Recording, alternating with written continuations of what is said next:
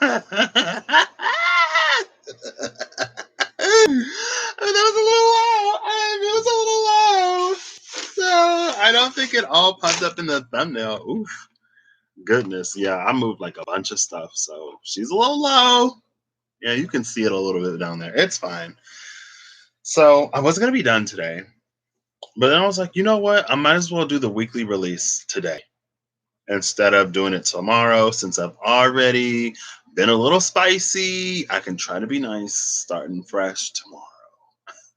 I can embark upon this challenge, and that's not permission to just be like nasty, but let's leave today and leave tomorrow for tomorrow, and tomorrow creeps in this petty pace from day to day, and all our yesterdays have but lighted fools the way to dusty day. Out, brief candle. Life's but a walking shadow, a poor player who struts and frets his hour upon the stage and then is heard from no more. I feel like I always skip a line in that. Like I got, what are you doing, sir? I don't know. I'll just be alfalfa today. It's cool. So weekly release, let's see. So the water today wasn't as cool. Oh yeah, okay. So I took a meditation class fall 2019. And a few weeks into the meditation class, they told us about foot soaking. And so, as we go about our day, from day to day, living life, being here on planet Earth, and being humans, we kind of sort of build up what they called catches. These little, like, I guess, kind of sort of like little energetic ticks, I guess. That kind of sort of just like suck you or drain you or bleed you a little bit. And the foot soaking meditation is to remove the catches. Now, because I just talked about it, yesterday or the day before, about the spiritual baths and stuff like that.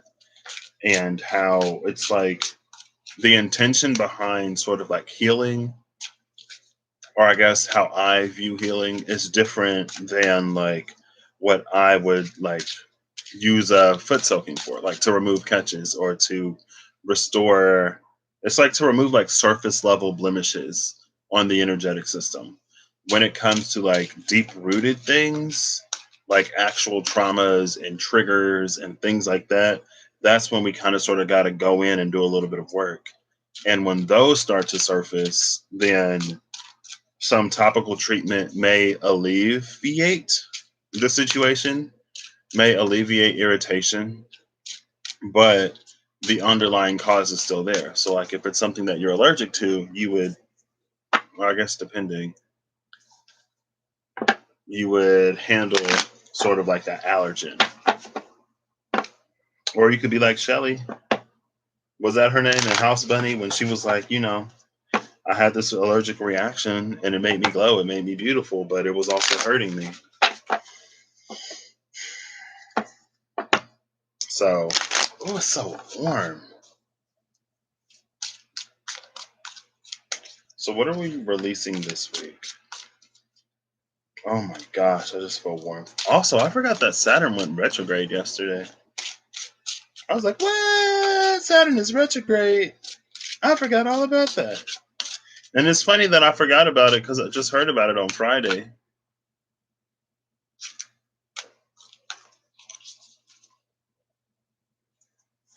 The King of Cups came out, which is the Orc, with the Ace of Wands and the Six of Cups.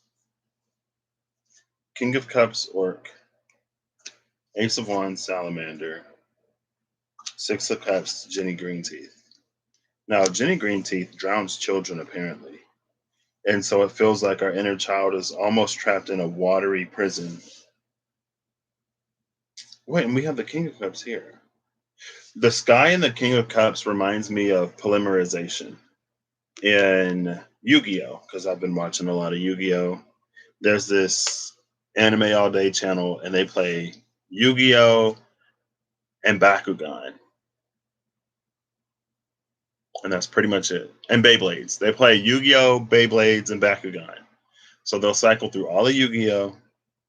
Then they'll cycle through all of Bakugan, and then they'll cycle through Beyblades, and then it's back to Yu-Gi-Oh. So it was the Yu-Gi-Oh cycle, and I was just watching it.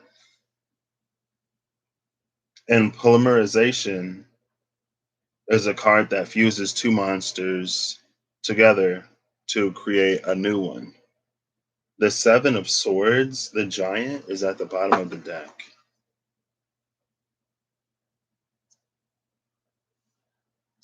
It feels like,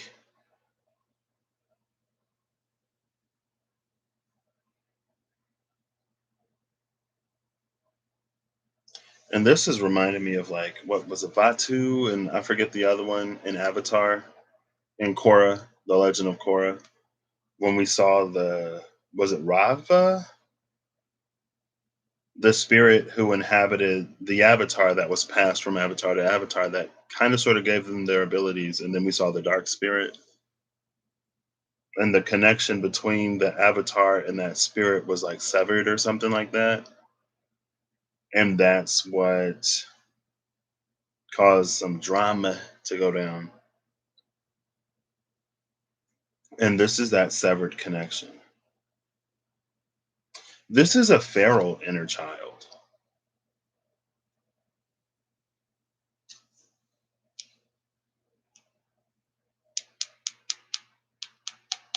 Because with the King of Cups, it feels like we've grown and matured in a sense without it. The Ace of Wands, it's speaking of connection. The salamander, if you cut off its tail, it'll grow back. And oops, Jenny, she drowns children apparently. I had to look up the myth. But it feels like she's like a grown inner child that like somehow managed to escape its prison, but it wasn't taken in. And so it's become feral.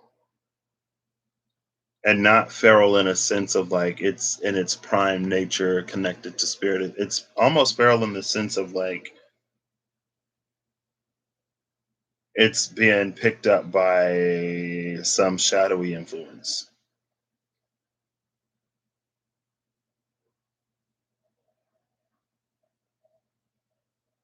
And with this salamander, it almost feels like an energy like you are mirroring yourself, like how you operate and navigate the world in reality mirrors the inner landscape of your inner child.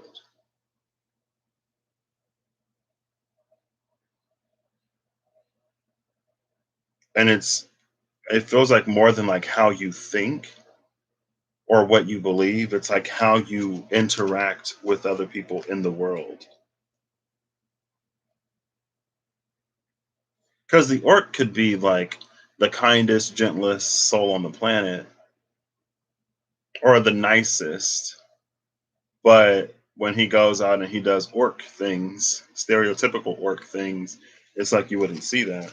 And what's reflected in the inner child is those orc things, not who the orc really is.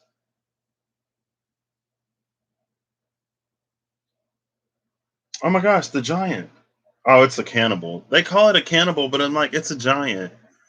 And the giant only went after Jack because Jack broke into its home and then started like eating all its food and tried to steal its like golden harp and stole the goose that laid the golden eggs. It's like you break into my house and you start stealing stuff. And then the Queen of Cups is at under the seven. What? So it's the cannibal and the Queen of Cups. This is Medusa. Medusa was this gorgeous, beautiful woman who was taken in a temple, and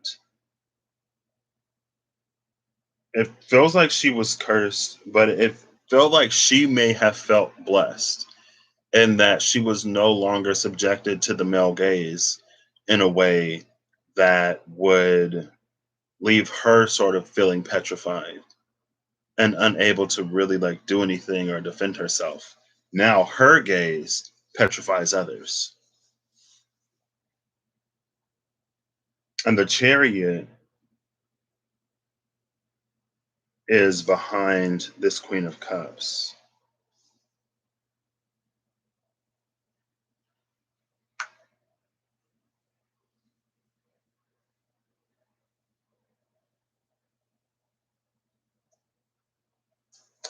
Temperance is behind the Chariot.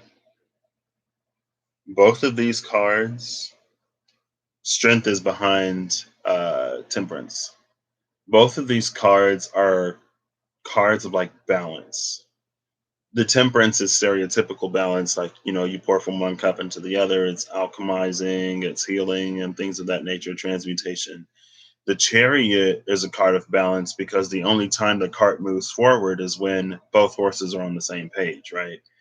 If the horse part of the centaur wanted to go in one direction and the man part of the centaur wanted to go in a different direction, then it's like it would be moving forward, but it would be like rotated 150 degrees, so it wouldn't be able to see where it's going.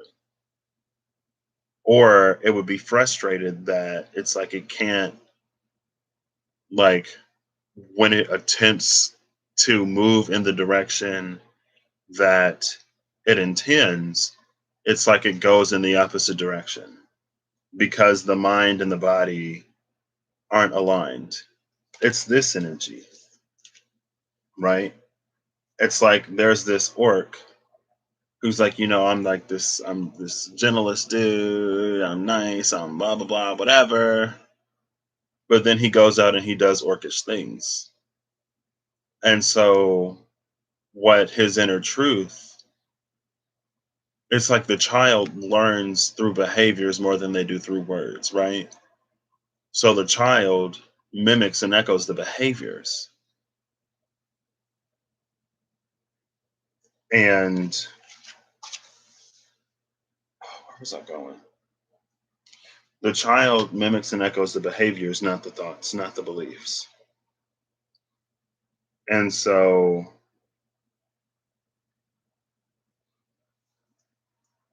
I literally just lost that thought. Maybe it was a train that didn't matter. They're not on the same page.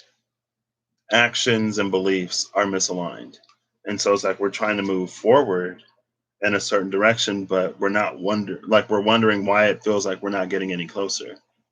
And it's like there's a misalignment somewhere. The man half and the horse half are not aligned in the same direction. So it's like the horse's legs will move you forward, but you're looking backwards and you're like, why am I not heading in the direction I'm looking? Because your actions are pointing you towards a different direction.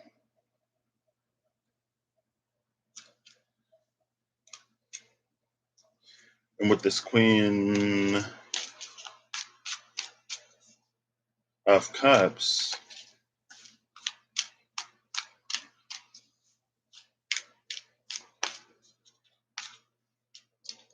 see, that's that regeneration. Okay.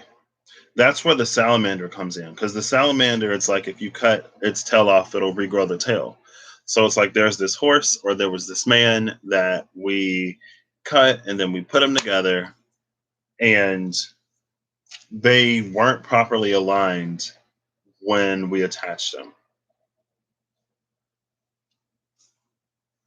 That's why it's like the horse part and the man part are facing completely opposite directions. Now, with this Queen of Cups, she had a lot taken from her in the cannibal with the Seven of Swords energy. And again, like, it was like instead of being subjected to the male gaze and being petrified and unable to do anything to protect herself or to prevent dudes from doing what dudes sometimes do, or what people do in general, right? She turns into this monster who now has the ability to petrify them. And I mean, it's not like she was going around like going from town to town, just turning everybody into stone, right? She was in her own little place, in her own space, and everybody heard about the Medusa and they tried to come slay her. And then that's when she used that ability. Also, the orc carries a little bit of a conquest energy, like it goes out and it does things. And again, Medusa just kind of sort of stayed in her own space. Bottom of the deck is Temperance again. The card that came out this time is the Moon. And again, it's like part beast, part man. I've never noticed the hands in the bottom of this card. Like, oh my gosh, no, no. I just saw him. He's like breaking in somebody's window. Or maybe again, it's that energy of like, no, this feels internal. This feels like this is the feral inner child. That's what this is.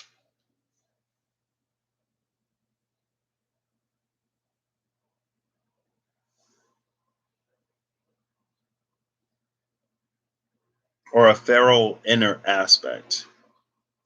There's an aspect of ourselves. It may not be the inner child. It's an inner aspect that's gone feral.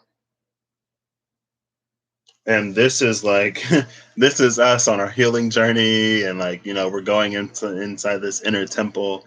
We're cleaning the temple out, checking all the corridors and the doors just to see, like, we're mapping the place out. And then it's like you open this door and then this thing jumps out at you and you're like, oh my gosh, woo, like, where did this come from? And I would call it the shadow, but it doesn't feel like an accurate representation of the shadow. It feels like a specter. It's it's partially the way we've been observed in certain situations, or the way that we react and behave in certain situations, and it's also partially taking on the role that we forced upon it, like what we've grown to expect from it, right? And it's like, well, if you call me a monster, I'm going to be a monster type of energy. What is interesting, though, is the sort of imagery mirrored and echoed between the Gorgon and the werewolf. Oh my gosh, no, no, oh no. The Queen of Cups got wet. The Queen of Cups fell in the water. The Queen of Cups fell in the water. Oh no. I was using these cards. One of the cards got close to falling off the edge, and I was like, please don't fall in the water. I think the second time I did this, maybe another card fell in the water. And I was just like, oh my gosh. Queen of Cups done took a dive. Oh no, it was the moon. I thought the Queen of Cups went into the water. The moon went into the water. The werewolf went into the water. Are we going to be taking an emotional plunge as we come into this lunar, super full blood flower moon? Super blood flower moon? Is it going to be like an emotional deep dive? Goodness.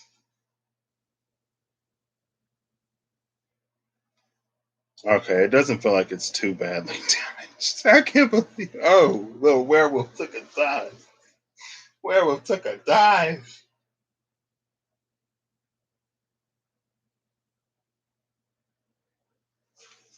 Okay.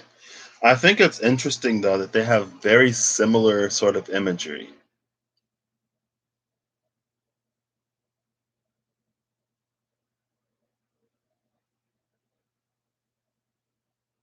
When I look at it in the camera, for some reason, it almost looked like the werewolf had a wand on its back, and the tip of the wand was the moon.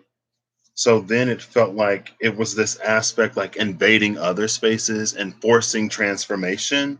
That's what this is. It's forcing transformation in an area where it's like, no, I'm supposed to be like civilized and then we hulk out into these werewolves or whatever. But I feel like what we discover is that the loss of control that we feared, or whatever we feared about this space, because of how this inner child has been forced to grow up without sort of like real love and attention from us ourselves. um we fear what this ferality might do to us. We fear what the release might do, but I feel like we sort of find ourselves in a space like, oh, like I don't I'm not overcome with this uncontrollable like bloodlust and rage. And it's like, no, girl, it was all a myth. Like the ones who go and do that were they probably would have already done that. Like it was already within them to be that. It's not something that was forced upon them or it's not something that was instilled into them. And having to deal with that, with it almost feeling like it's been forced upon us, that's how we find the balance and temperance. And like she dances on top of the water. And this is the card that fell in, right? Now, luckily, it may be like the little coating on these since it wasn't in the water for an extended period of time.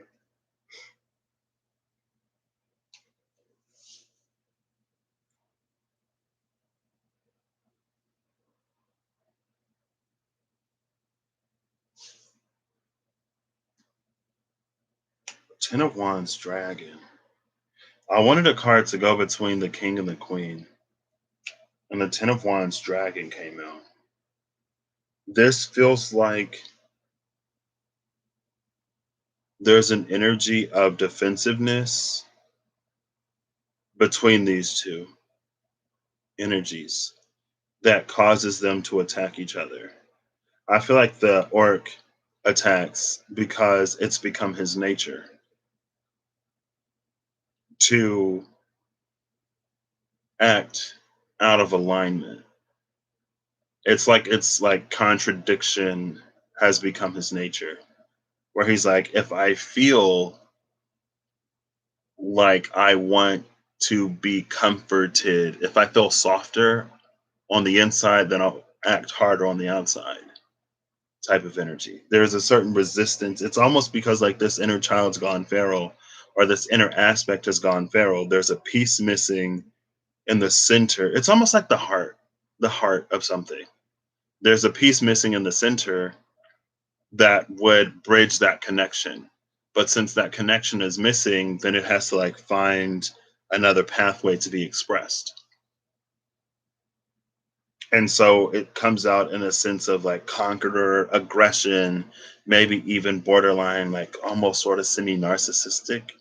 And we all have narcissistic tendencies, and it's healthy to have a certain amount of narcissistic tendencies because we should also be like loving and concerned with and taking care of self. And then it feels like the Queen of Cups energy is on the defensive because she's always on the defensive because of what her experiences have been that has sort of like made her this way. And it feels like they really find a match in each other. And it feels like it's sort of always stalemates.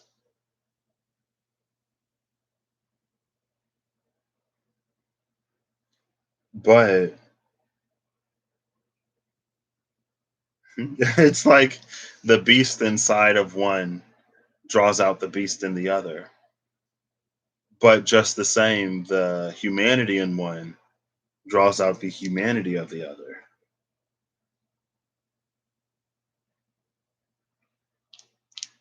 And it's like just as you can learn to accept someone else, you can learn to accept yourself.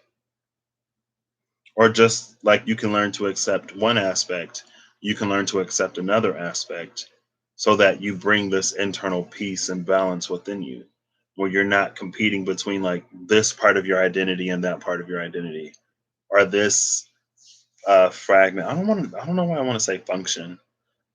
Like you're pitting this fragment against that fragment when it's like, well, if we can put our differences aside, then we can be a unified whole.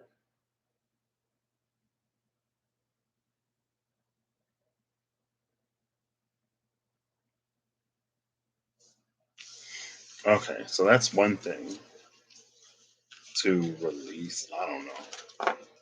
What would be the takeaway from that? The person that life has caused you to be, if you can feel how far that is from the truth of who you are, then it's almost like Partially. Ooh, I love this. The sun, the phoenix. Rise like a phoenix. Isn't Eurovision going on right now? I saw somebody like say something about Italy, and I was like, what? And then it was on Twitter, and then I was like, oh, okay. I've never seen Eurovision. I've always wanted to, but I just never have. But it reminds me of Conchita Wurst, like years ago, when she sang Rise Like a Phoenix. Rise like a phoenix. That's the only part of the song I know. Is that Conchita Wurst energy? Bottom of the deck is the Five of Wands Chimera. But it's like, if you have this chimera, and we're all sort of chimeric because we are the amalgamation of many things. We're a chimera made between our mother and our father genetically, and a chimera of like that line, our maternal line, and the gifts and abilities and burdens that they carry, and our paternal line, and the same. We're this chimeric sort of spiritual and physical, mental and emotional creature. There is so much duality, so many different aspects to ourselves, that it's no wonder where challenges and cohesion sort of start to align. But it's like we're this chimera where it's like the scorpion tail stings the chimera. It's like we're stinging ourselves, or like we're biting our own body, or because there's no harmony inside. And that's what that, like, that's what we're working to release somehow. I don't know. Ooh, the tower. The tower at the cut, the gargoyle. Gargoyles look scary to scare off evil spirits. I think. I'm pretty sure they. Ooh, and the moon, the werewolf came back. See, it's like this is when we struggle to accept our. I want to say chirality, but chirality is something different. Chirality is like the orientation of molecules, and how it's like, let's say you have this in the middle, and you can have either red at the top, green on the left, and blue on the right. Or you could have like green at the top, red on the right, and blue on the left. Like it would be the same molecule chemically because it's composed of the same things, but the different orientations sort of like fit into spaces differently. And I know one of the things, there's like this one chemical or molecule where the configuration of it, the chirality of it, it tastes different because it's like it hits different taste buds because of whatever the active group is, right? Maybe um, the top atom or the top section of the compound is the active part. So we can have either like red active, green active, or blue active, with the two remaining colors being in the bottom, sort of like more self interacting. Then it's like, well, the red active parts would trigger or would like connect to the sweet taste buds, and the green active would be sour, and the blue active would be bitter, would be blitter. Yeah, the blue would be bitter, and so that chirality, it's like again, it's the same compound. If you look at it, you wouldn't necessarily think that it does anything differently, but it does. But that chimera-ness, this is like it in a space of internal conflict. Five of Wands makes sense. This is it in a space where it's more cohesive, even though we stereotypically put a not so great connotation on the werewolf, right? It's like Teen Wolf, where he finds out that he's a werewolf, and then he comes home and his dad is just like wolfed out or something, and he's like, yeah, hey son, and he's like wearing his glasses. I haven't seen Teen Wolf in a long time with Michael J. Fox, question mark. But he's like, what? Like, you didn't tell me? I was like, yeah, but you know, you're not a monster, as you've seen. Anyway, so that was the first thing. Ooh. I see death. I see the Ten of Pentacles, the Minotaur. The Minotaur was Minos's dirty little secret. And he tracked down Daedalus just to make sure nobody would ever find out. I was like, girl, if you would have just sacrificed the sacrificial cow when you were told to sacrifice the cow that was literally given to you to be sacrificed, then like none of this would have ever happened.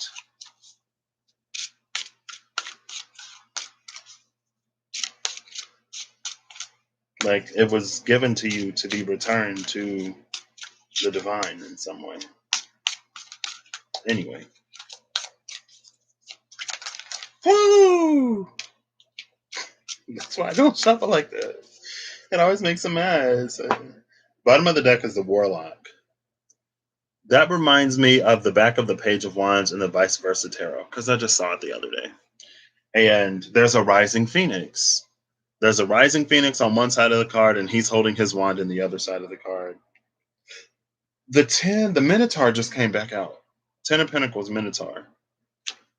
And the Page of Wands. Oh, here's the Page of Wands. But this Page of Wands is the Necromancer. The Necromancer is the moon card in the SKT. Then we have the Seven of Pentacles, which is Gremlins.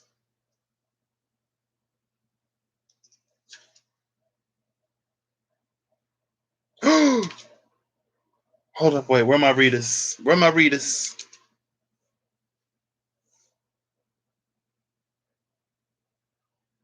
Okay, never mind. I saw these gears and I was like, are these like bicycle wheels? I saw this part up here because I remember I got a reading from Rob one time, and he's like, did I just see a gremlin on a bike? The Page of Cups, the Satyr, and the Emperor, the Sphinx.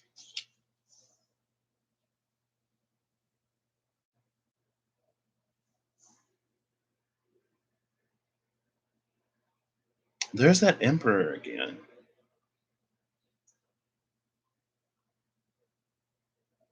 And the Sphinx, it can also be an energy of one that dispenses, one that, what was the word I used? Bestows. There we go. It can also be the energy of one that bestows, but it bestows upon the answering of a riddle. Now, what's interesting is that by the end of this, we have the imagination needed in this Page of Cups Satyr that we could probably figure out the riddle of this Sphinx, or we have that connection to Spirit, and Spirit will tell us what the answer is. Or Spirit will guide us to the answer. There you go. That feels better. Because a lot of times the answer to the riddle isn't quite straightforward. But before that, the only thing missing is swords, by the way. Page of Wands, Seven of Pentacles, Page of Cups, the Emperor, Ten of Pentacles, and the Minotaur, the Magician at the bottom of the deck. So the swords aren't here, but it feels like the swords are hidden in the water. And it reminds me of when the King of Cups and the King of Swords came out together earlier today. And because, like I said, the answer to the Sphinx's riddle is not purely airy. It usually has a fair amount of water to it.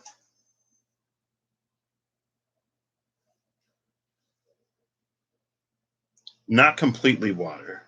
It is airy, but it's like more fantastical, less sort of cut and dry, blunt to the point. It's a little more roundabout. So we start with the Page of Wands and then the Seven of Pentacles, the Necromancer and Gremlins.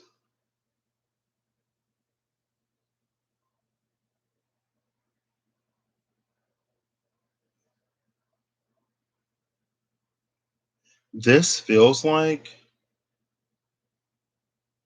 there's an energy here of holding on to the past. And there's an energy here of trying to manifest the past or manifesting things from the past with this. Either that, or there are some manifestations that there were some things that we were trying to manifest that are going to be a little time delayed. And this creates the labyrinth that houses the Minotaur. Now, the Minotaur in this case could be something that we actually want. But now the thing that we actually want, it's hidden amongst these things that we used to want or that we currently want, but that no longer serve us in some way. And that's kind of sort of these two. It's like the things that we resurrect and bring back and how they grow. It's like, oh, what was it? It's reminding me of an episode of Charmed where they turn like animals into boyfriends or whatever.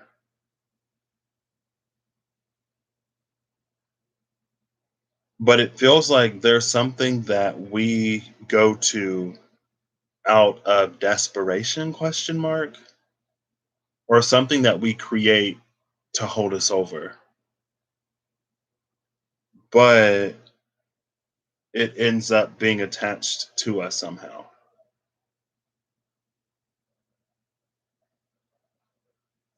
And then when this thing is offered, we find ourselves in a space of needing to be decisive, but not knowing what to do. Right? It's like if you really, I'm going to use a food example because it's easy and you can apply it anywhere. If you really wanted a home cooked meal, like meatloaf, I could go for some. So, sorry to all the vegan and vegetarian viewers. It can be vegetarian meatloaf. Meatloaf is just one of my favorites. Meatloaf, mashed potatoes and gravy, mac and cheese. Let's go with mashed potatoes and gravy because potatoes are more universally loved. Um, but let's say that like I'm not gonna cook it and no one that I know. Speaking of, hold up. I need to send a text real quick because somebody said that they was gonna be cooking something over the weekend that I never got any of. So now I'm like, well, did it end up getting made or not? I'm sorry. This is maybe why I shouldn't use food examples, but like I said, food is easy.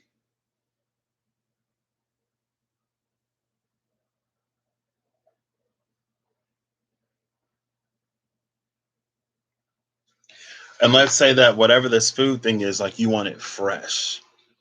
And so like, but you don't think you're going to get it, so you go out and you get something else that's kind of sort of really perishable, right? You drive out, you get a perishable food, and then you come home, and the food that you actually wanted is there. And now you're like, well, which one should I eat? I'm going to have to throw one of these away because it's perishable. This is how you think. You may not necessarily have to throw one away, right?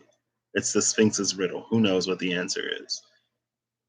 You're confronted with the new thing that you actually want and the thing that you've used as a substitute. And now you have to make a choice or decision.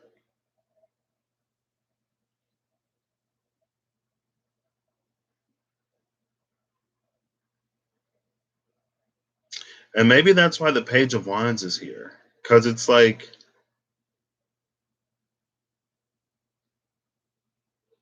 caught up in call me out. Low key on the lowest of keys. On the lowest of keys. And I'm just gonna throw myself out there. Um there's a certain space in my life, I guess, that you could say that I'm trying you could say that I'm trying to fill. You could say that. But what's interesting about this space is that like it holds a bit of a lesson in it. I'm just going to be like 100. So there's a person in my life who I used to like a lot. And we talked once. I wasn't in a position, I was nowhere near ready to talk. And I wanted to meet with this person in real life to talk about how I wasn't ready to talk after we kind of talked about talking. And that meeting never happened. So I'm like, well, if it's not enough of a priority like to actually have this discussion and conversation, then I'm not necessarily going to prioritize this too much. And so I deprioritized it without necessarily communicating it. And so it never went anywhere really.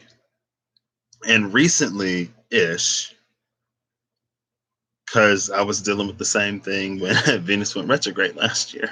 And like Venus was in Aries, or maybe it wasn't. Woo! And then I was thinking, because like the previous summer, so in summer 2019, I was talking to my mom about this one dude that I fancied and this other dude that was really cool. And she was like, why is it that you're investing so much energy in this one person who isn't as interested, or who doesn't make themselves as available to you as this other person? Like I was talking about earlier, right? We sort of turn away from the love and acceptance that we get in favor of getting it from somewhere where it's not so readily available. Um, and so I was like, wow. And I was like, well, like I'm about to graduate and I don't want to like be talking to somebody for a few months and then like nothing happens. And she was like, well, like this other dude that you're talking to or talking about, or that you find yourself so interested in, well, he's going to be leaving in weeks. You're going to be graduating at the end of the year. And so something about your story isn't quite adding up. Because if it was really about, oh, but like, what would be the point? Then you would, like, the same would apply for this other dude. And I was like, wow. And so now I find myself in a space where it's like, well, like, this is someone who is interested in me, who I'm also interested in. We have chemistry. We're really good friends and we have like mutual interests. But then there's another part of me that's like, but is this still something that makes sense, right? For like, for who I have become and for who I am still becoming and for what I want to experience, would this make sense? And so there's a part of me that's like, well, why would I chase something or invest in something that won't return the investment? But then there's another part of me that's like, well, yeah, it's good that you know that, but that also doesn't mean that you just go out and do whatever, right? And there are some days, girl, where it's easier than others. And so last night, I had this conversation with myself. Maybe it's because Saturn went retrograde, and I was like, "Hey, I'm ready to repeat an old karmic cycle. Why not?" um, but I was like, you know what? Like, no, I could, but no. And I forget why I started talking about that. Because like that could be a very like page of wands. It's like it's there, it's available. I'm home, so there's no distance now. One of the things that didn't really work out was distance before, because I was on campus and it's a hometown friend, who's still here. And anyway, I was like, probably not. Probably not the wisest choice. And a part of me feels like we could maintain our friendship and still have a physical relationship. Like I said, I'm being honest. It's the weekly release. Part of me feels like we could do that because we have in some ways and in some levels. But with me knowing what I know about him and what he's already shared with me, it's like we both are in a space of wanting more than that. But we're also both in this space where like it could happen between us, and we both sort of have that understanding of like we could still be friends. But on a different level, it's like, well, is this something that I want? Like regardless of like judgment and stuff like that, because when it comes to physical relationships, I may sound prudy but I'm not. um and I'm like, well, this is something like I could just have a physical relationship with a friend and it not be any more than that, right? I've done it before. Even though like I developed feelings when I did it before. And that's not the point. Maybe it is the point because it's like you already know that this doesn't work for you. Um, but I'm like, yeah, but like it would be just like, I got needs. And it's like, well, what do I need more? What do I want more? And right now I want more. And it's not that this person couldn't give me more.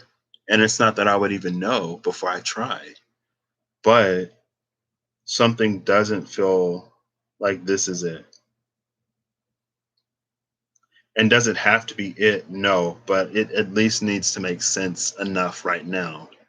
And also, I've noticed that, like, the opportunity, I don't want to say the opportunity isn't there, but it's just like,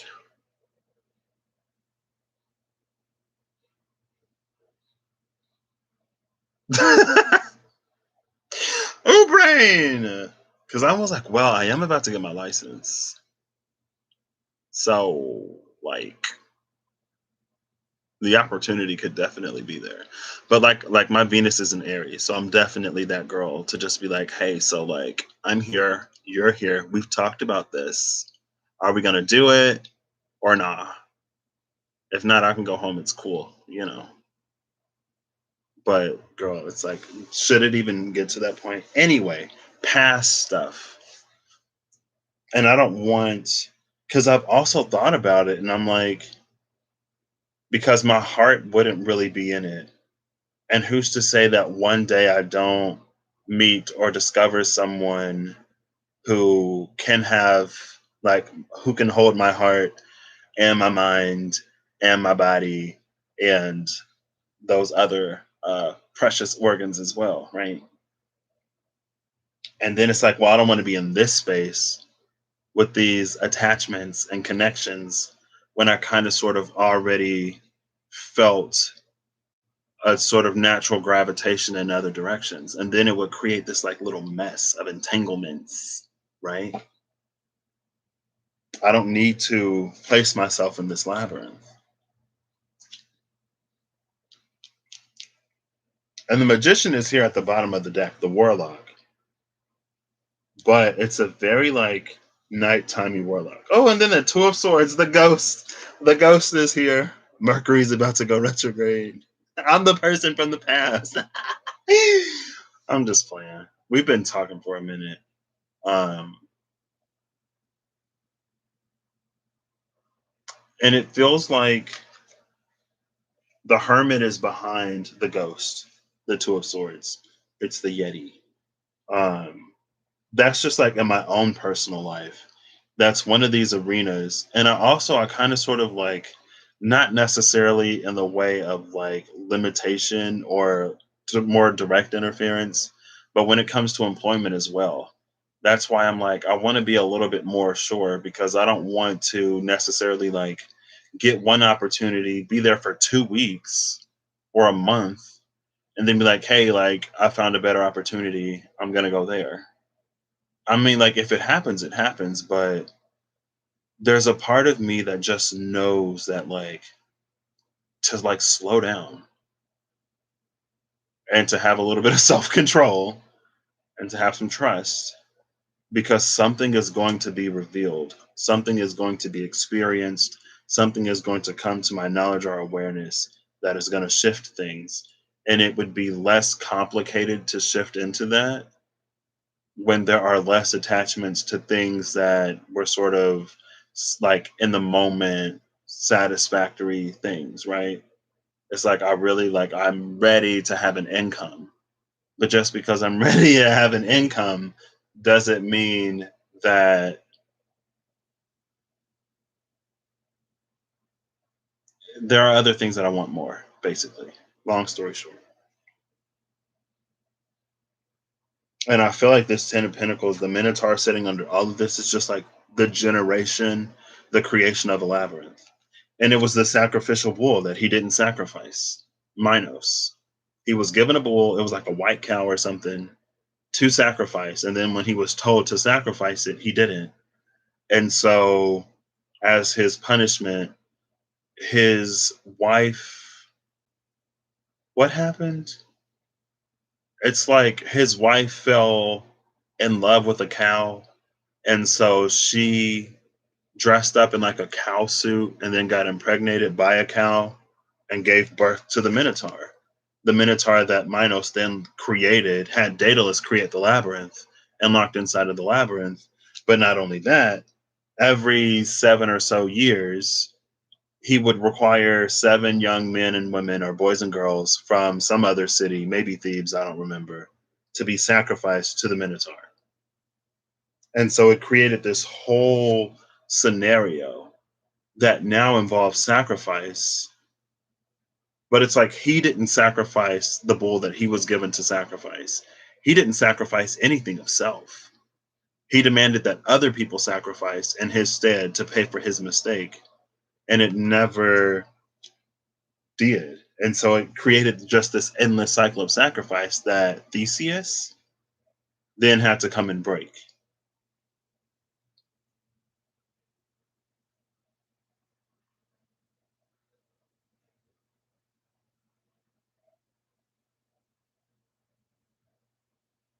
But it feels like, and this is like the dichotomous, I guess, nature of everything.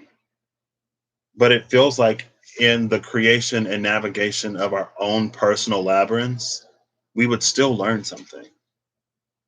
So, like, you could have, I don't want to say the willpower or the fortitude to stop creating things or manifesting opportunities like lesser opportunities. Well, it came out in the Seven of Cups earlier. To stop manifesting lesser opportunities and to evolve into the space of greater ones. Um, but if you don't, like, there are still ways to sort of get you where you're going.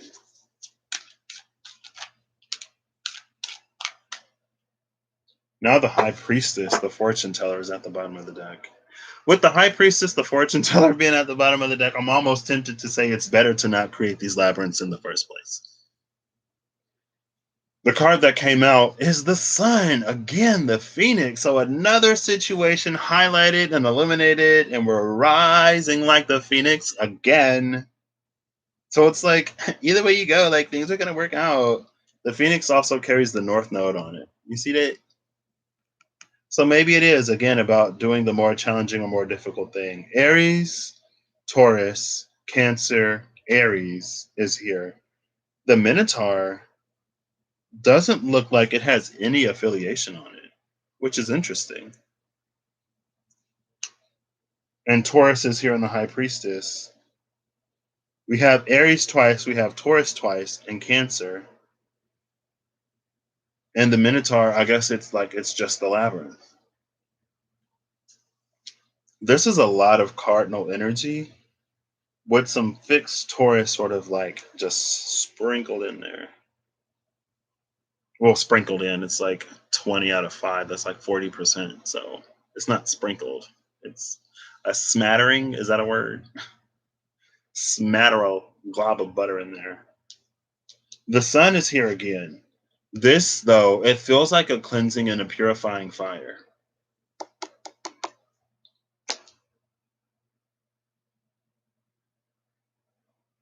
This is like something born in the fires of its own desire. And it's like learning to not be so thirsty. But like, that's my one weakness. Not really, but like, my Venus is in Aries in my 12th house. So when my Venus starts acting up, I don't know what to do because it's not something that I have to interact with typically. So then I'm just like, okay, like, I done lost my mind. Like, Venus left Aries, I immediately felt that cool down. I'm like, yes. Is Venus in Gemini, girl? Is Venus in Gemini? Is she sextiling? No, because I don't feel it like that. Whereas, oh, the moon is in Scorpio right now. Mars is in Cancer. The moon is in Scorpio. Jupiter and Neptune are both in Pisces. So we're gonna have a little water trine action today or tomorrow. It might be tomorrow because I don't know. We're gonna have some water trine action. Yeah, I'm in the space of a Venus sextile right now. Venus in Gemini is sextiling my Venus in Aries, but a Venus sextile I can handle a lot more than a Venus conjunction. Because when Venus was in Aries, I was like, oh my gosh, like I know better, but I can't help myself.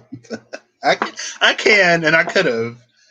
And like it's so interesting because I had the same interaction with the same individual last year.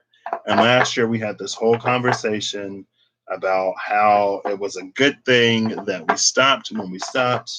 And then that's when he told me about some stuff that he has in that sort of area and situation. I was like, oh, cool, girl. I was like, oof, sorry. I should know better. But this time, it's like we both had that understanding. And so it's been different. And like, who's to say, oof, well, yeah, never mind. I'm going to just shut up right there because the Page of Swords, Headless Horseman just came out. I was like, yeah. And then there's that Chimera. Honestly, this for me, here's a little bit about my journey, girl. If you go back when Venus went retrograde last year, I think I did a retrograde reading.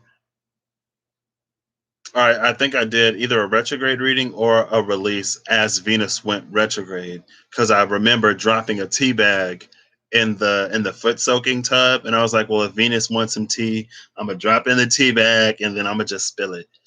Um, but this for me has been an area where I've learned to embrace my sexuality and sensuality, I guess, more. And it's not that I ever necessarily struggled with it, but there were some things that I guess I needed to work through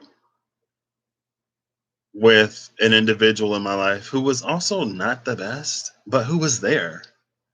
So I was like, okay. And then every single time I was like, I get like no fulfillment out of this. Like, I want more of a connection than just this physical whatever. And like, is my body gonna want something physical? Yeah, but like when I'm in the moment and there isn't more than just that to the connection, then it takes me out of it and I get no pleasure. I feel like not that I feel worse after, but it's just like this is an imitation, a pale comparison to what I really want out of this experience. And so I was like, I'm good. And I was good for like a week, 2 weeks. And then on the third week, I was like, here I am again. But I didn't realize in the moment like how much comfort that was giving me within that sort of space and realm for me.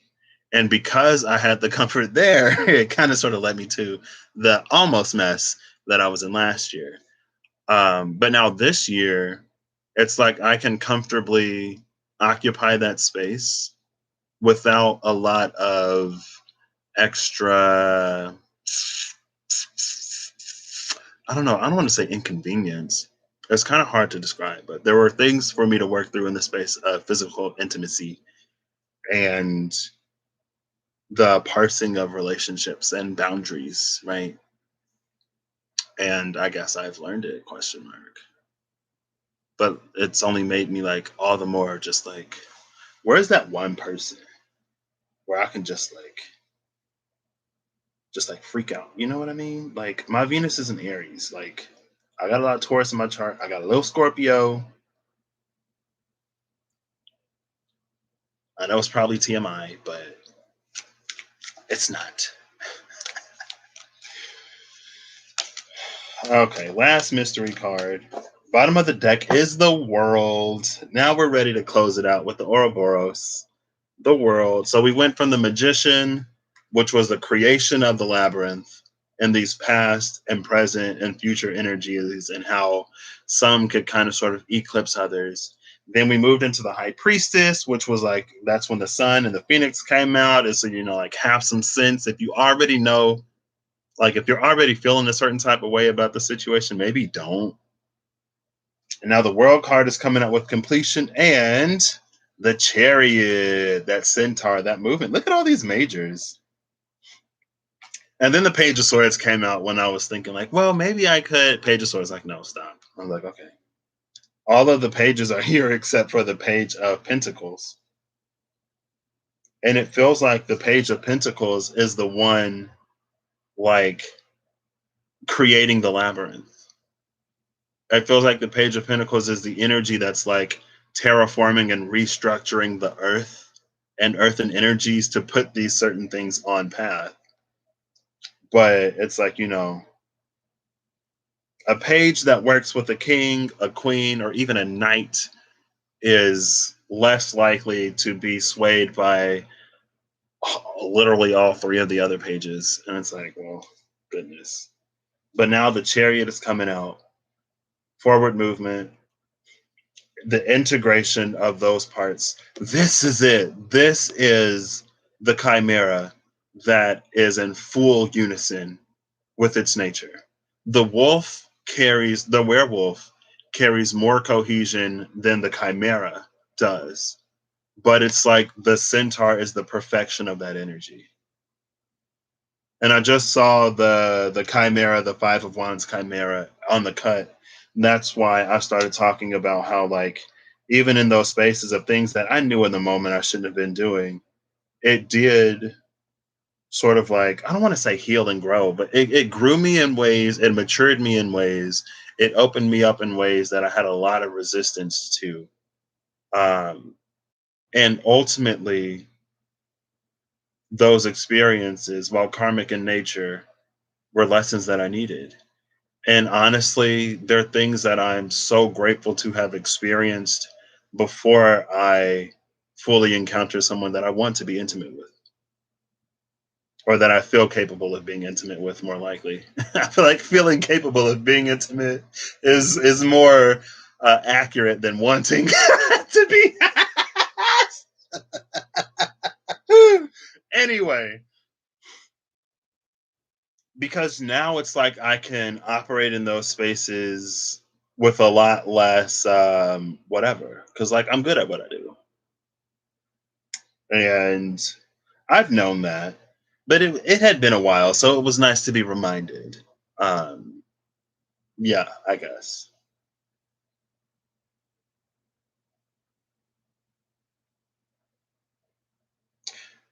So that's where the page of pentacles is. The page of pentacles is taking in information from earth. The page of pentacles is taking in information from air, fire, and water. Oh, those are the thing, the red, the green, and the blue. Fire, air, and water. The one in the middle is the page of pentacles. And that chirality, like the twisting and turning to give a certain functional, operational, available group at the top, he's like taking those energies and dialing in this experience. And with all of this, hold up, wait. With all of this, oh, it's literally the Seven of Pentacles. Duh. So these are all the pages, right? This is sitting in the space of the Page of Pentacles, who's literally dialing, creating the framework, the mesh network of all of these water and fire and air gears, creating what was this labyrinth because of all this page energy. Where the Emperor is like, see, like the solution to this riddle, like it's not even that hard, girl. Like you gotta take more responsibility for this one. But with the resolution of that energy, it's like it moves us instead of into this labyrinth where it can be difficult for us to get to the places that we're trying to get to physically, and to experience the things that we want to experience physically, and to feel what we want to experience, or feel what we want to feel physically. It's like it creates a narrower path, a more singular path that's a lot easy to navigate. And since it doesn't have as many twists and turns and like dead ends in it, we can really pick up speed and momentum. And that's why we have the world card here. Ah, with Pegasus, the Eight of Swords. The Eight of Pentacles is behind the Eight of Swords. And then the Nine of Wands is behind this. So who is that? The zombie. We got the zombie pumpkin head, but it's like we can sort of fly and soar in these spaces where there was so much confusion before. And honestly, I keep mentioning and referencing the ISK1, but that Three of Swords and the Magician that came out at the top, there was a little bit of like scarcity. There was also some things that I needed to, honestly, to be a little less prudish about. I don't want to say to be a little less prudish. Um, Maybe to have more fun in, but not too much fun, if you know what I mean. It did some stuff for me, even though it wasn't doing anything for me physically. It was doing something for me, like mentally and emotionally and even spiritually, creating karma that I had to work off. It's fun. We're all human. I'm human too, and I don't mind talking about myself. Um, but anyway, the sun and this chariot energy, this is beautiful. And that's where I'm going to leave this today. I love that the sun came out in the space of like both of these, because that's what the weekly release is all about. Like, the weekly release isn't about me getting mad and being like a little heated and throwing chili peppers up in the titles. The weekly release isn't about me just like spilling all my tea on here just so y'all know more about me. Even though I do enjoy it, because like I said, I do want to provide and portray a more accurate depiction of like everything that I've been through and gone through and where I am, because I know how I speak sometimes. Um, but the weekly release is about releasing at the end of the day. Oh, this, I know I've said it before, but this may actually be, so the chariot was the perfection of multifaceted energy. The manticore and strength is the epitome of it, right? It's like the perfection of that harmony is in the chariot, but the greater potential of it is the manticore. And the manticore and the chimera, I'll try to find it. They look really similar, but one of them has been able to resolve its internal conflict to the point where it's not like stinging itself or cursing its own nature.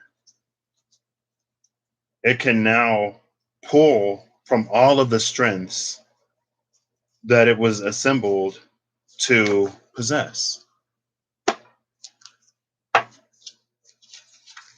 So again, I love that the sun card comes out. It's just like something to be aware of, think about, and maybe address. I don't know. It all happens energetically. The point, I guess the initial intention was, it's like, well, if I sit here in a shared space because it's live and I'm doing the foot soaking, then as like hopefully it makes it easier for anyone who would be in the collective dealing with something in these spaces to like work through and release whatever they need to release. It's just like energetically paying it forward for anyone who wants to reach out. And I think because last night I talked about playing with my energy, and it makes sense that Eve caught me in a dream in a world tree, and I was probably like, "Oh, hey, like, what are you doing here?" I'm just sitting here thinking about life and the tree of life, the world tree. Um, I think like it's an energy of increased momentum. I feel safe with like trying to put my energy or putting my energy into increasing momentum. So it's like if you're in a space of healing, and you gather momentum in that healing, then hopefully it would make it easier, or it would make the process not feel as heavy without taking the impact out of the journey itself. And I was like, okay, I can put my energy into increasing momentum. That feels comfortable without feeling like I'm trying to energetically control somebody else, because that's weird. Here's the Chimera, at war with itself, and subsequently, and as a result, at war with the world around it. And then here is the Manticore. It's like, oh, I'm out rock climbing. I'm doing this. Like, I'm using this part of me to climb rocks because that's what one of the strengths is from here. And that's kind of sort of been the whole theme in all of these. And I guess like with the Illuminator spread and like finding that balance, the Ace of Cups that came out between the light and the dark, it's sort of that energy. There are many, many, many strengths in the many different aspects that we carry. I wonder if like it ain't moving yet. I might moisturize it today. We'll see. I don't know.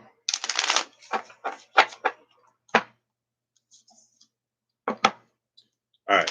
So I just want like a final card from this deck, and then I'll end it. Whew, that's a lot. And I got another one. Ooh, it's the star though, the Tooth Fairy. Okay. Let's see all these cards that came out. The Six of Wands Golem, the Eight of Wands Hydra, the King of Cups Orc, and the Fool. Bottom of the deck is the Seven of Wands Mummy. So we're not quite done yet. That's fine. So the Six of Wands Golem we looked at last week. The Six of Wands is a card of victory, but the Golem doesn't have a soul on its own. The Golem's will is the Summoner's will. And then we have the Eight of Wands, which is the Hydra.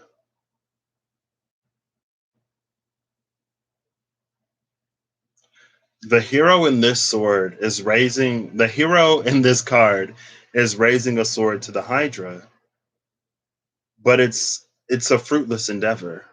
If you cut off one head, 2 to 3 more grows back in its place. The sword is not the solution in this space. It only creates more problems.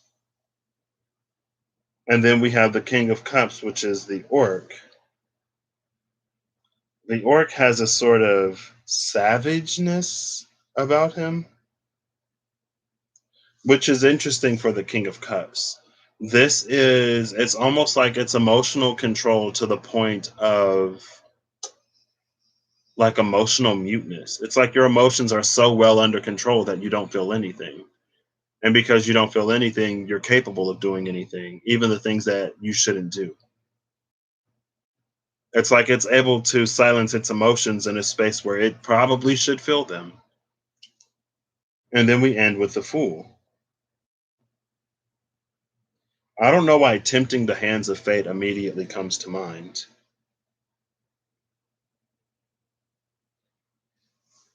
And I think this is the key. I forget I think it was Kali. Maybe it was the Empress last time. Something came out with the Tooth Fairy. And it was this energy. It was like, well, no one said that it had to be my teeth. So this King of Cups orc is going out collecting the skulls and the teeth of others to make himself rich.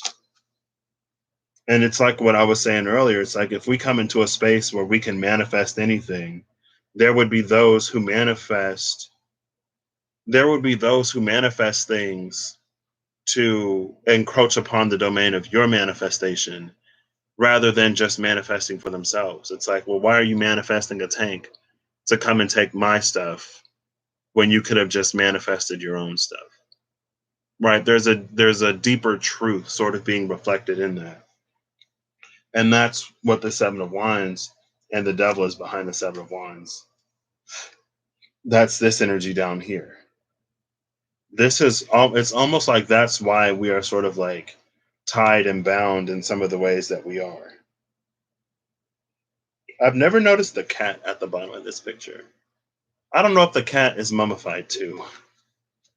It's like, man, well, someone's like, I really love this cat. It's like, well, if you really love the cat, you would let that cat live a full life rather than sort of like ending its life because yours is.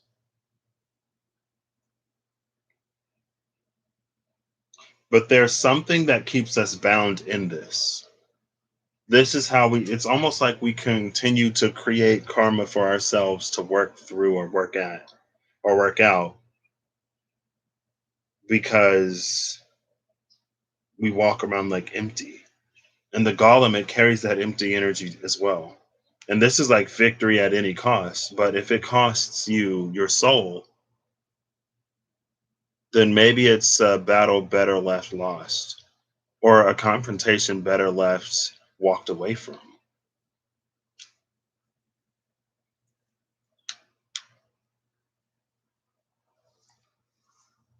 And it's like it's an energy that seeks to fulfill its own desires. It seeks to fulfill its own wishes. It seeks to line its own pockets, but it comes at the cost of others.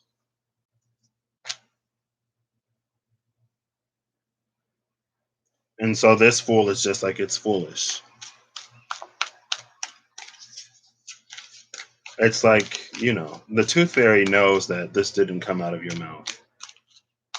Now, I'm sure you can find a tooth fairy out there that's all about just taking teeth, and they might reward you just as well for someone else's teeth. But I don't know, it's not an energy that I would want to put out. But also, if you look at what we're taught and how it's a dog eat dog world, it's not surprising how so many of us end up in these places and positions. And when you look at how far separated we're encouraged to be from ourselves and how we're sort of inundated with other people who have it, or we see these advertisements and commercials of like, if you want this. I just saw that on Twitter. Somebody was like, why do people defend brands? And then someone responded, and she has a master's in whatever that area was. And she was like, because like you have become some of these brands' greatest like assets. And so it's like some people identify being a certain way or attaining a certain thing with the brand itself. It's like if you buy this car, then you'll get all the girls. And I want all the girls.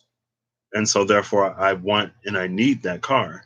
And for you to attack the makers of that car, or for you to come for the makers of that car, in some ways you coming for me because they are the holders and gatekeepers of my dream. And it's like we're just sort of like inundated and stuff like that. We're sort of like forced to naturally be materialistic, but that's what causes that chimeric nature of ours to sort of suffer because we're also spiritual. We're not just earthly. And again, temperance coming out, the sea nymph at the bottom of the deck. The world card just came out. I feel like this world card, it's very karmic. It's very like what comes around goes around. The energy that you put out into the world is the energy that you receive. And so if the energy that you put out is one of being covetous and is one of trying to profit off of the disadvantage of others or taking advantage of others for some kind of profit or like envying what other people have to the point where you wish unwell upon them instead of just like building up yourself, it's an energy that continues to sustain that energy. So how do we break it? By being better people? I don't know. Give me a card for how to break this, please. How do we break this? There we go. Who is this? Bottom of the deck is the Page of Cups now. The Satyr again. Love. Only love can defeat this evil. And it's the Five of Swords, the angel. So it's the angel. We got the angel and the satyr. But this feels like a weeping angel. I've never noticed how sad. Well, hold up, wait. Yeah, I've never noticed how sad the angel looks in this card.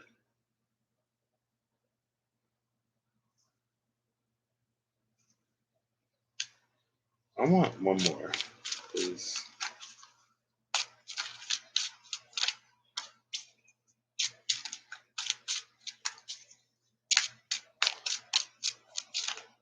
I'll take this one because it's sticking up. Who is that? The Nine of Cups, the Kraken. Bottom of the deck is the Tower, the Gargoyle.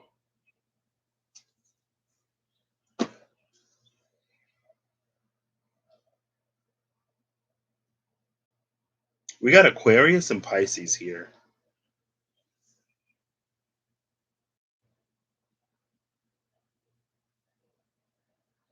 I keep wanting to see the wilted flowers in the hands of this angel as a horn. And it echoed and mirrored the flute that Pan holds, the satyr.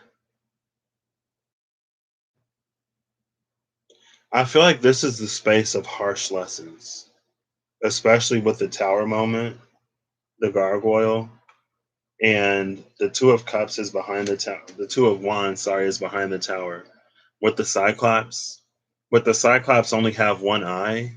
There's a lack of depth to our vision, and honestly, sometimes it feels like it's a lack of even caring. It's like, but if you do this, it'll hurt these people and those people. It's like, so, and that's not my problem. Someone's got to hurt regardless, and it's not going to be me. So give it. It's like, okay, girl. But yeah, I feel like it cues us up for these harsh lessons. It sets us up for tower moments that the divine would rather not sort of like have strike us and hit us. And this feels like a big one because this destroys our ability to navigate waters, regardless of how stormy they are.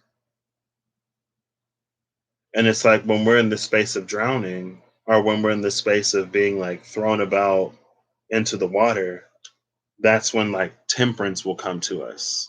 This sea nymph that dances on the surface of the water that offers to try to help put us in a position where we're no longer where we like it breaks those cycles, right? Also, this is reminding me of Pirates of the Caribbean and the stolen gold question mark from Davy Jones question mark and how they were cursed after they stole it. The energy that you put into getting something is the energy that it's going to carry when you receive it. And if it's gotten by stealing and deception and trickery, then it's going to carry some pretty gnarly energy. And it's like that's another reason why the angel is over here crying because you could have gotten what it is that you wanted in a way that's not going to lead to having the very thing that you wished for and desired with the Nine of Cups being torn apart by the Kraken.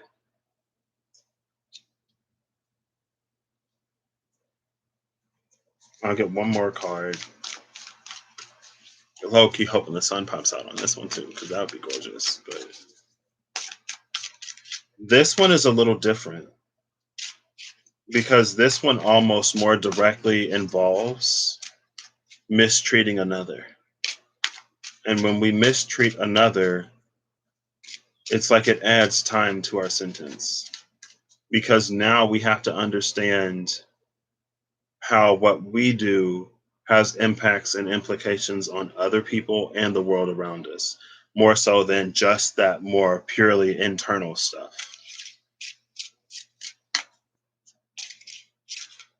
That's another reason why I'm not trying to engage in that situation. Bottom of the deck is the Eight of Cups, the pirate. Oh, look, Pirates of the Caribbean. There's the pirate, cursed because, they stole the gold. And the Seven of Wands mummy is the one that came out. I think the mummy might have been there before.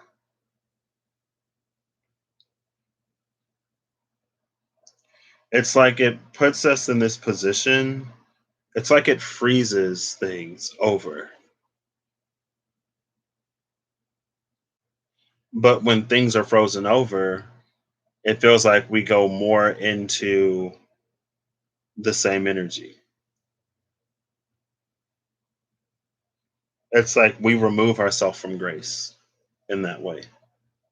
And we like when we're removed from grace, it's for us to understand again how like our actions has the power to impact more than just ourselves. And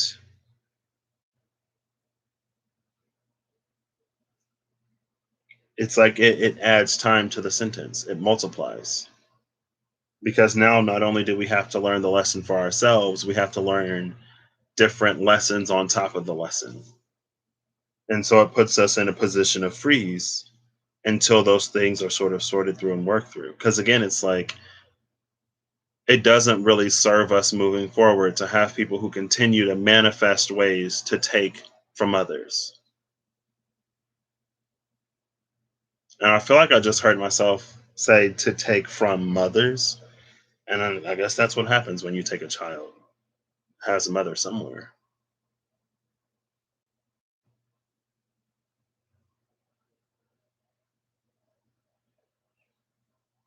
But we can be so locked into our own experiences and our own families that we don't see how, or I think we do see, maybe it's like we care less in the moment about perpetuating it. And it's like, well, if you really wanted it to stop, then like stop it. Then do something different. Then let it go. Instead of being like, oh, well, this is what was done to me. I was taken from, I was stolen from, I was talked about, I was belittled, I was demeaned, and so I'm going to do the same to others.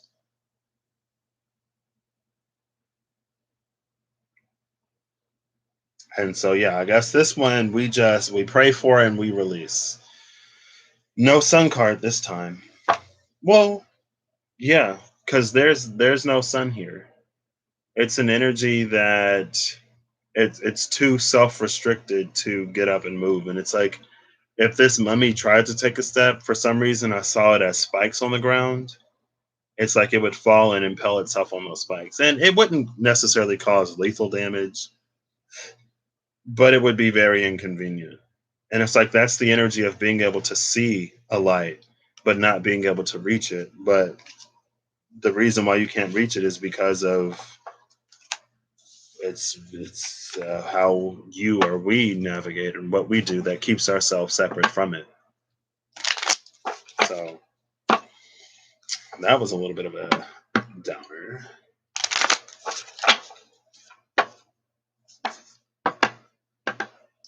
So as soon as I get like one or two cards, I'll know it's over. Final message, please. I'm ready to go. But I will sit here longer if I. Oh my god! No! Oh, no! Bottom of the deck is the Queen of Cups, the Gorgon. She's back, sitting between these pillars. So the Nine of Wands, Pumpkinhead came out. Pumpkinhead ain't got no body.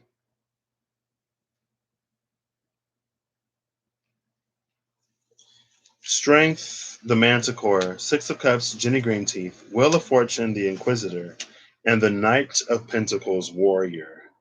It feels like the Knight of Pentacles might have been the one that took the head off of the Headless Horseman.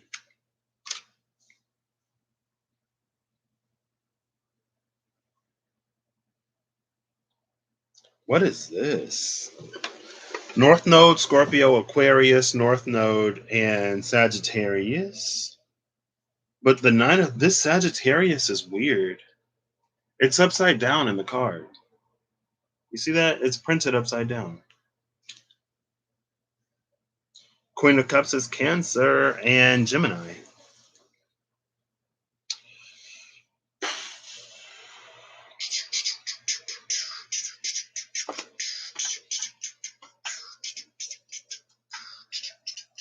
Whoa.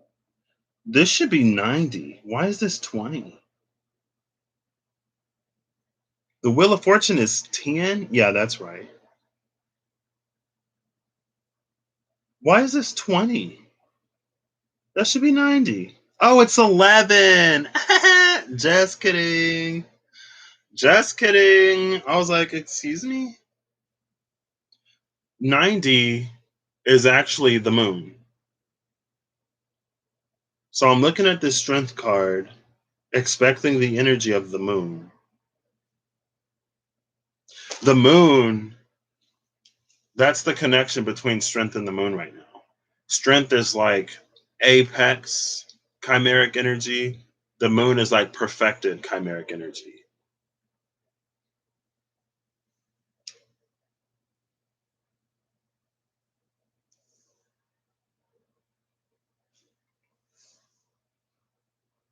Okay. This actually isn't bad. So this is that apex chimeric energy where I thought it would be perfected or harmonized chimeric energy, right? I've already talked about this. The Six of Cups and the Wheel of Fortune, this is the return of that inner aspect. And the Wheel of Fortune, although the Inquisitors are torturing, it's like the Wheel of Fortune, they're stretching the self, I want to say the psyche. They're stretching the psyche to make room for the reintegration of this aspect of this energy, right? Then the Knight of Pentacles, the warrior, is the energy that then, like, this is how we embody that energy on the physical plane as we go about our day to day life in the real world, right? And that's now this pumpkin head, Nine of Wands, it's coming in though as this energy of like from the third eye, the crown, the third eye, the throat. Yeah, because the throat, the third eye, and the crown, it's all up there. But now it's like again, we're grounding it into the body. Now we're trying to connect this, all of this information up here, to the solar plexus, the sacral, and the root, so that we become this full, wholly aligned being. And again, it shapes and influences and impacts the way that we appear on this world. That's like more root, a little less root, but more root, more like solar plexus and sacral chakra sort of energy. We should also embody that. So it's like now again, all that information from like all of this that we're receiving and downloading from spirit like crazy right now because of everything that's open. But it's like it's trying to find its way into the body, trying to ground itself into the body. And then the Queen of Cups is she who stands, ooh, and death. I love this. And another queen. So we got this transformation between the Queen of Cups and the Queen of Wands, the Amazon and the Gorgon. Both of them are fierce women, are fierce feminine energies. Love that. Um, but it feels like this Queen of Cups, honestly, it kind of sort of feels like she's emerging from the space of the High Priestess. And that's why she's coming out as this different creature. It's like she went in a woman and she came out the Gorgon. This is also another representation of chimeric energy today. It's like a Lamia type almost, like snake and woman instead of like horse and man or whatever, right? This is the head looking for a body. And it's all about chimeras today. This could be the body of the Nine of Wands. The body is doing what it naturally, instinctively does. The pumpkin head is the one with all of this greater information. And it's like they're trying to find their way to each other. Then maybe it's almost fighting our external environment.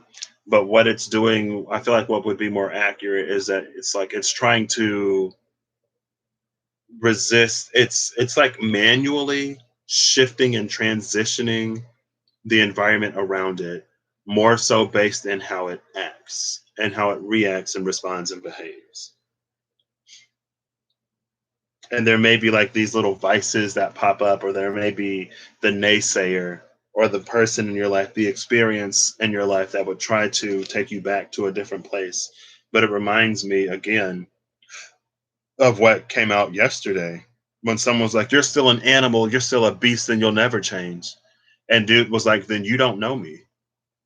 If that's what you see, if that's what you think, if that's what you believe, then you don't know me. And I love that. I love the character's growth. I was like, what?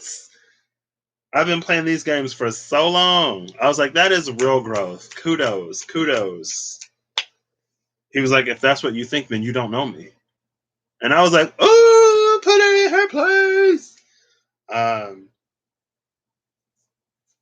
Yeah. And so it kind of is like this Knight of Wands or this Knight of Pentacles is the one that took the head off the Headless Horseman.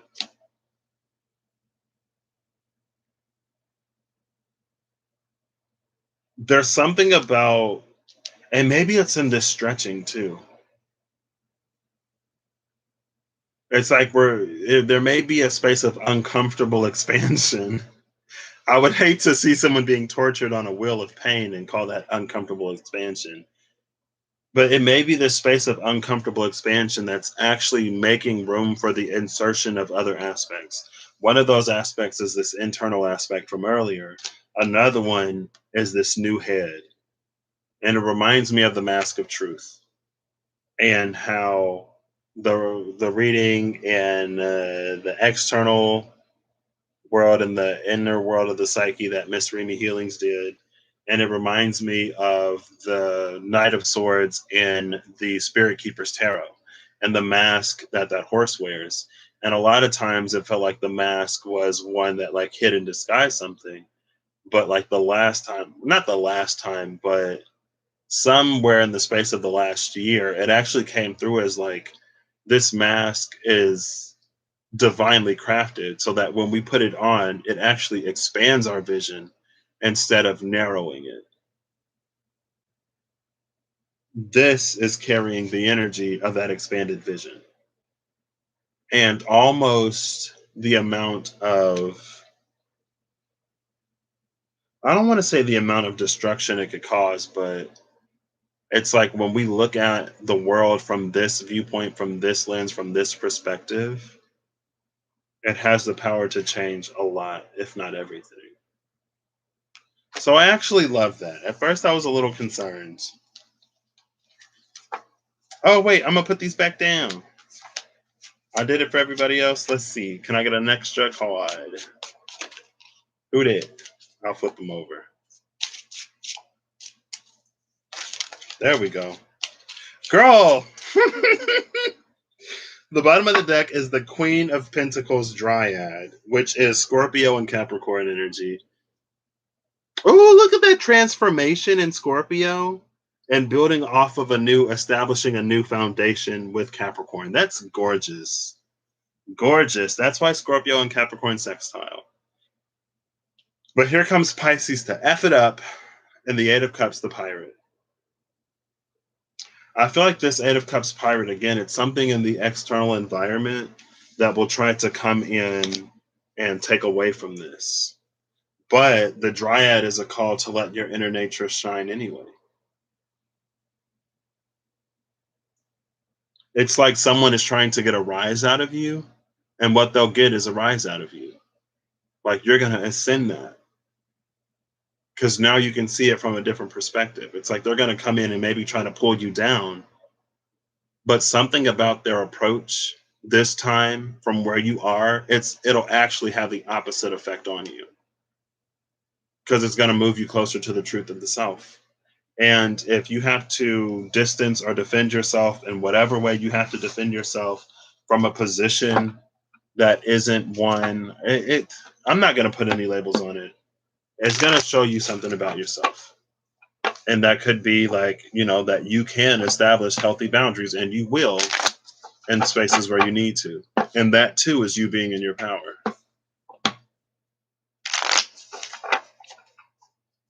So, final message, please.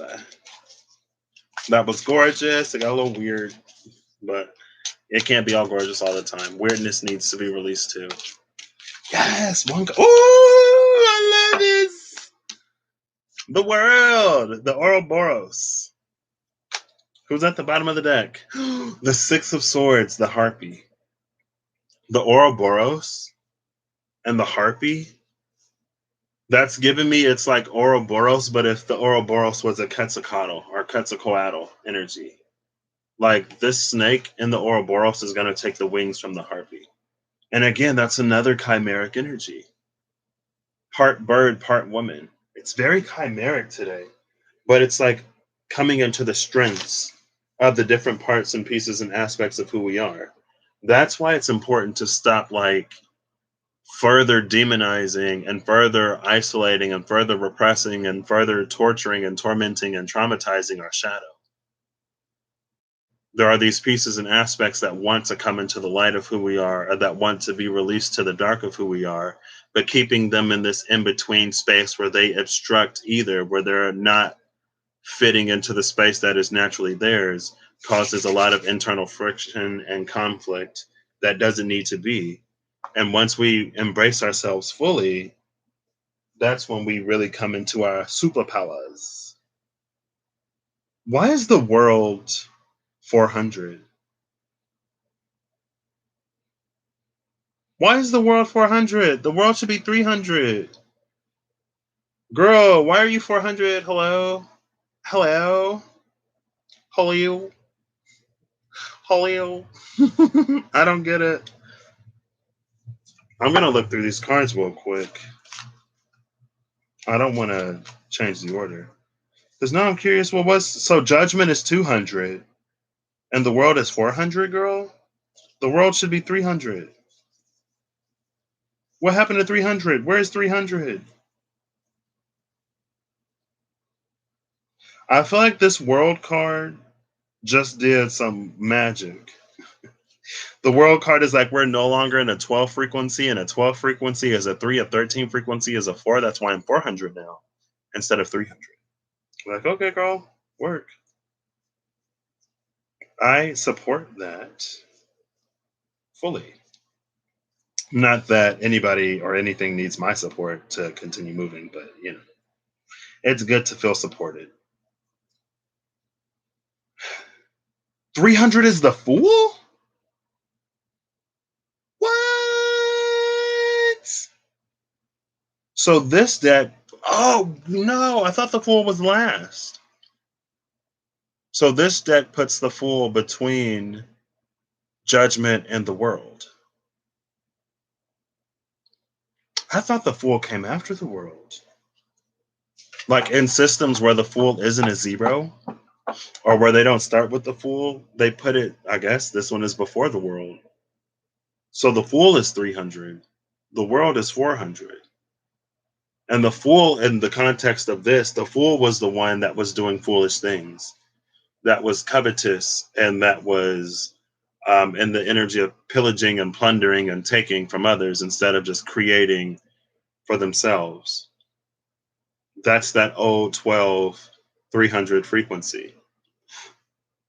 That's the old world that we're in, that we were in, but now we're coming into the opportunity for this new world in the 400 that is closer to that 13 frequency that is transformed. So, finally made it through almost 2 hours. Whatever came up today, I hope it's released. And whatever you are working, however you are working to ascend or heal or better yourself, may you find in at least the smallest of ways a piece of my energy that is assisting you in that. Because that's where I want to put, that's where my focus is going now. Well, like when it comes to reading, my intentions are still on what they were on, which is like more of what awaits us beyond healing, because I believe there's more to life than just healing traumas from earlier in life. There's more to being a spiritual, there's more to being a chimeric hybrid spiritual physical unit than like healing past physical trauma. I feel like it's also more coming into that purely spiritual space. And so my intention primarily still lies there, but the intention for how I want to energetically assist the collective is in providing momentum now, or assisting, adding to momentum. Um, yeah, and it's like, you know, if you're going through a rough time and you could use a little bit of a break so you could focus more on like being de-stressed, then hopefully you get some blessings and some opportunities to, do that as well. So with that, I bid thee adieu. I will see thee tomorrow, probably. And I hope you have a good whatever whenever you see this. I hope you're acting in alignment to make all that you wish to experience your reality. And when you need it the most, I hope you find a moment to breathe and collect yourself and to reflect and ruminate enough in the moment with enough clarity to really decide and determine how it is that you want to proceed forward. And with that, I will see you whenever I see ya. Bye.